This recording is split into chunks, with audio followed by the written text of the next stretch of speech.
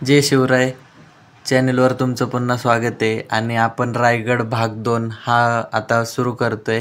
आणि जो काही रायगड किल्ला अर्धा राहिलेला आहे आपण पाहण्याचा, तो या व्हिडिओमध्ये मी तुम्हाला पूर्ण दाखवणार आहे। तर व्हिडिओला सुरुवात करूया। आणि आता आपण आलोय महाराजांच्या राजवाड्यापाशी, जिथे महाराजांचं वास्तव्य होतं। आणि हा संपूर्ण महाराजांचा राजवाडा आहे। आता तुम्हाला याचे काही दगडी अवशेष फक्त दिसतात ते, कारण की 1818 साली इंग्रजांनी रायगडवर हल्ला केला होता आणि रायगड पूर्णपणे जाळला होता। त्यामुळे वास्तूचे सगळे काही भाग पूर्णपणे जळून खाक झालेले आहे आणि फक्त दगडी अवशेष बाकी आहे।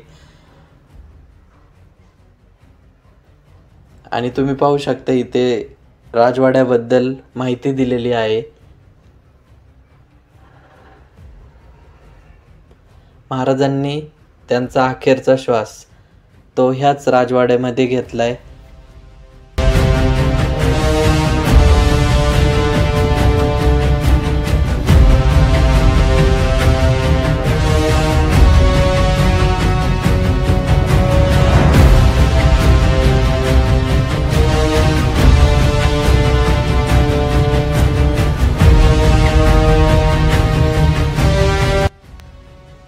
आणि तुम्ही पाहू शकता इथे राजवाड्याचं जे स्वयंपाकघर होतं महाराजांचं, ते इथे असायचं। तिकडे काही शिवभक्तांना गाईड सगळी माहिती देत आहे। आपण राजवाडा बघितल्यानंतर आपण खलबतखान्यात आलेलो आहे। हा खलबतखाना म्हणजेच महाराजांचे शूर वेश बदलणारे बहिर्जी नाईक हे जेव्हा रायगडवर काही संदेश घेऊन यायचे महाराजांसाठी, त्यावेळी ते इथे ह्या जागी असायचे। आणि हे फक्त महाराजांना काही मावळ्यांनाच माहिती होते। आपण खाली आल्यानंतर ती जागा पाहिली। पूर्ण इतकी छोटीशी जी जागा आहे त्यामध्ये बहिर्जी नाईक त्या सगळ्या माहिती घेऊन महाराजांपर्यंत आणायचे।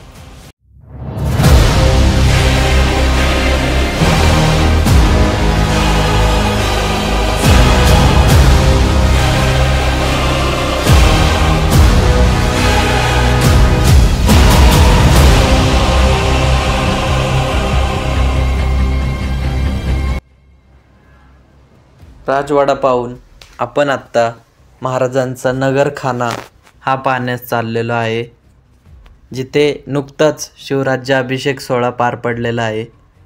आणि तुम्ही पाहू शकता की शिवराज्याभिषेक सोहळा नुकताच झाल्यामुळे मांडव अजूनही तसेच आहे। 6 जून 1674 साली महाराजांनी रायगडवर शिवराज्याभिषेक सोहळा साजरा केला। आणि तुम्ही पाहू शकता 32 मानाचे सिंहासन, त्यामध्ये आपले राजे विराजमान आहेत। इथे महाराजांचा राजदरबार भरला जायचा। छत्रपती शिवाजी महाराज की जय, छत्रपती संभाजी महाराज की जय, जय भवानी, जय शिवाजी, हर हर महादेव। इथे आल्यावर महाराजांना हाक न मारणं आणि घोषणा न देणं हे आपल्या मनाला काय राहत नव्हतं। आणि हा आहे नगरखान्याचा मुख्य दरवाजा, ज्याची बांधणी महाराजांनी 1600च्या दशकात केली। आणि हीच बांधणी पाहता इंग्रजांनी गेटवे ऑफ इंडिया ह्याची बांधणीसुद्धा नगरखान्याच्या महादरवाजासारखी केली। इथे आपण नगरखान्याबद्दल काही माहिती वाचू शकता। आणि हे नगरखान्याच्या मुख्य दरवाजाची पुढील बाजू आहे, जिथून आपण आपल्या महाराजांचे रूप पाहत आहोत।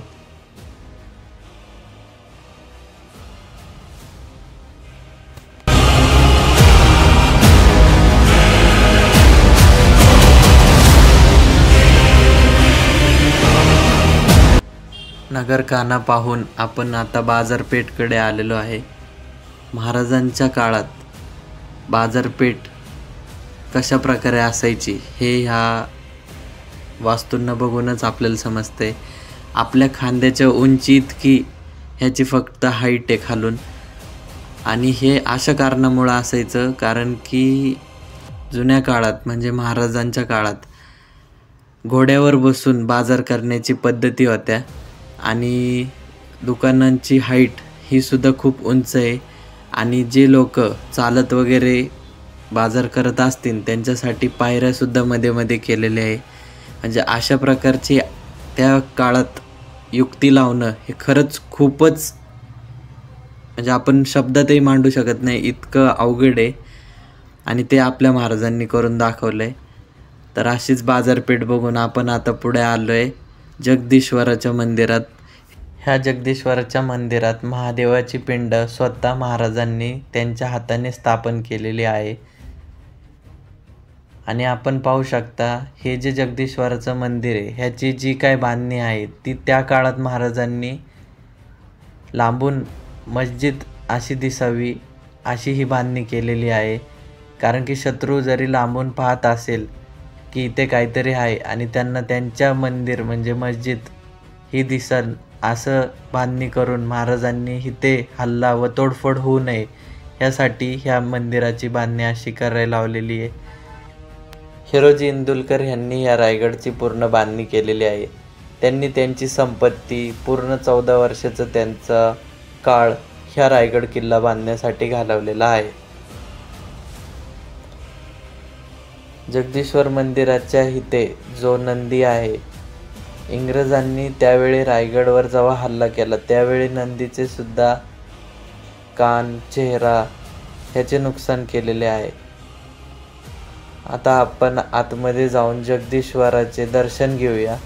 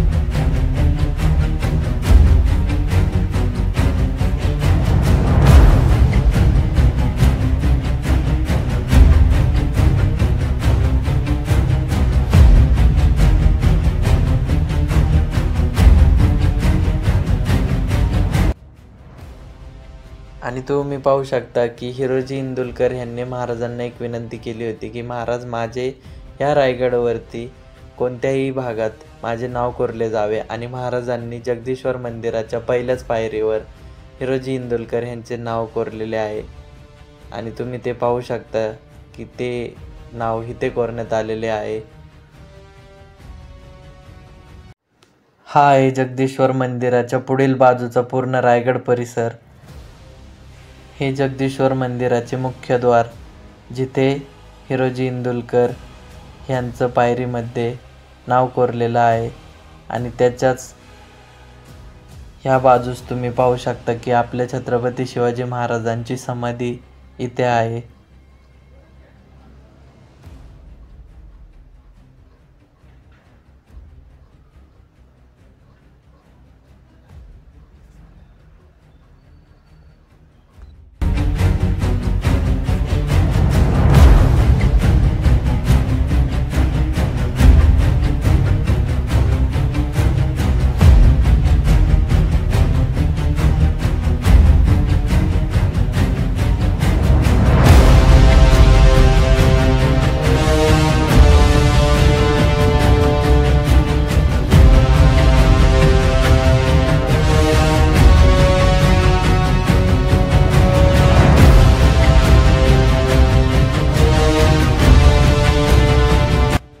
आणि आता आपण जगदीश्वर मंदिराच्या पुढील जो रायगडचा बाकीचा भाग आहे तो पाहण्यासाठी चाललो आहे. खरं तर आपण खूप दमलेलो आहे. सकाळी आपण 9:30ला गडावरती आलो होतो. त्यानंतर आपण बरेच ठिकाणं पाहून फिरून तिथले व्हिडिओ शूट करून आता आपण पुढे आलेलो आहे. अजून एक तलाव आपण पाहतोय गडावरचा.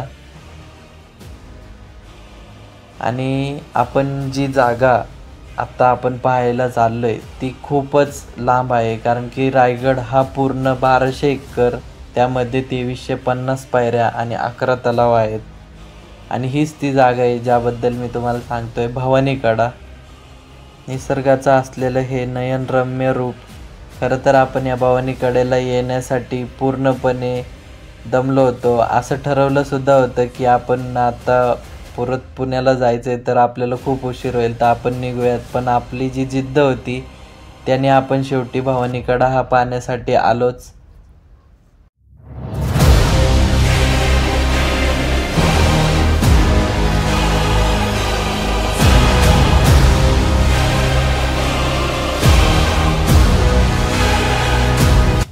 आणि आता आपण टकमक टोक पाहण्यासाठी चाललेलो आहे. महाराजांच्या काळात काही शिक्षा देण्याच्या पद्धती होत्या. अपराधी ह्यांना टकमक टोकावरनं कडेलोट केले जायचे. आणि तोच टकमक टोक आता आपण पाहण्यासाठी चाललेलो आहे.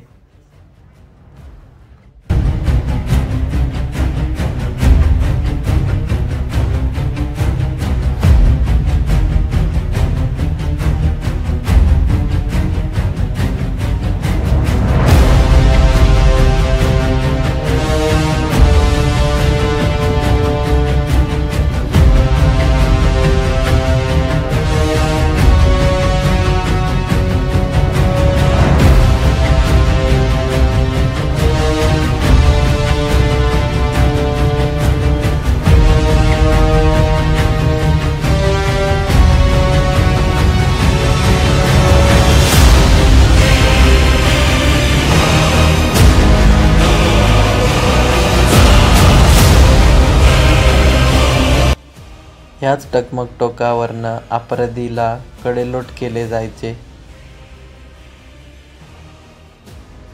माझी सर्व शिवभक्तांना एकच विनंती आहे की नक्की तुम्ही रायगडला एकदा तरी भेट द्या. आणि माझा व्हिडिओ आवडला असेल तर नक्की लाईक करा, सबस्क्राईब करा आणि तुमचे मत ह्या कमेंट सेक्शनमध्ये मला नक्की कळवा. हा गडावरचा इतिहास जाणून आता आपण चाललोय महाराजांचं शेवटचं रायगडवरचं दर्शन घेऊन खाली.